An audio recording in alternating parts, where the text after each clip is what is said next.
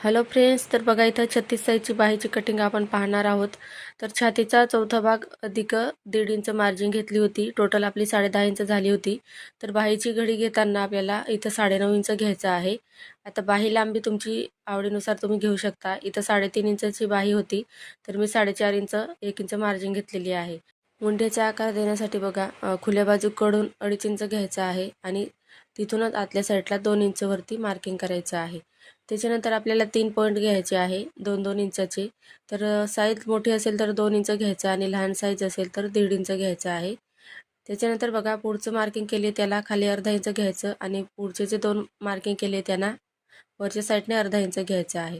आणि जसं मी इथं व्हिडिओमध्ये दाखवले आहे तसं तुम्ही इथं आकार देऊन द्यायचा आहे। आता बाही कटिंग करताना वरचा आकार सर्वात पहिले कटिंग करायचा, त्याच्यानंतर पुढचा मुंड्याचा आकार कटिंग करायचा आहे। व्हिडिओ आवडल्यास लाईक, सबस्क्राईब आणि शेअर करा। धन्यवाद।